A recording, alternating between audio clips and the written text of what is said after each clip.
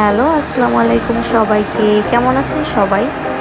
তো বহুদিন পর গরম থেকে উঠে এসে এখন এই হালকা গরমে কিন্তু দিনগুলো ভালোই যাচ্ছে আলহামদুলিল্লাহ।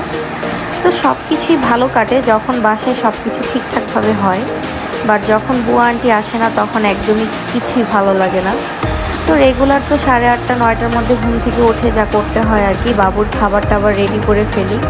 বাট কালকে আবার আন্টি বলে গিয়েছে যে উনি 3 দিন আসবে না, 2-3 দিন। তো এটা শুনে তো মনটা একদমই খারাপ হয়ে গেছে, কারণ আন্টি যা যা করে সেগুলো আবার দেখা যায় সকাল সকাল আমি উঠি, এই জন্য আমি আন্টির কাজগুলো করে ফেলি। তো আন্টি তো আসলে সবসময় ডাল ভাত রান্না করে, থালা বাসন ধুয়ে সব কিছু করে, ঝাড়ু দেয়, ঘর মুছে। তো যাই হোক, এগুলো সব কিছু রেডি করে ফেললাম, ডাল বসিয়ে দিলাম, বাবুর সেরেলাক রান্না করে ফেললাম।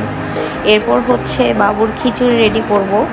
তো ওইদিকে হচ্ছে চাল ধুয়ে চালও বসিয়ে দিলাম, চালের পানি।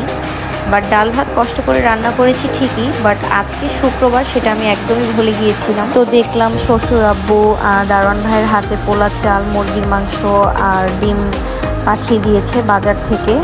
ডিমের কোরমা আর মুরগির মাংস রান্না করতে বলেছে। তো ডাল ভাত রান্না করেছি, কোনো ব্যাপার না, এটা রাতেও খাওয়া যাবে। তো সব কিছু শেষ করে বাবুকে ঘুম থেকে এখন ওঠাতে হবে, কারণ অলমোস্ট 10:30টার মতন বাজে। আর বাসার সবাই এখনও ঘুম, কেউই উঠে নাই। আমাদের বাসায় নর্মালি সবাই 11টার পরেই ঘুম থেকে ওঠে। আমি 9টার মধ্যেই উঠে যাই, আর সবার আগে আমার শ্বশুর আব্বু ওঠে। এদিকে আব্বুকে বলেছিলাম যে আজকে পাউরুটি পাঠাতে, কারণ বাসায় যেহেতু বুয়া আন্টি আসেনি, তো আমাদের আজকে রুটি বানানো হয়নি। তো এই কারণে আব্বু পাউরুটি পাঠিয়ে দিল। তো শেষে দুপুরবেলায় আজকে আমি পোলাও রান্না করেছি, আর শাশুড়ি আম্মু মুরগির মাংস আর কোরমা রান্না করেছিল। তো সেটাই আপনাদের এক ঝলক দেখিয়ে দিলাম।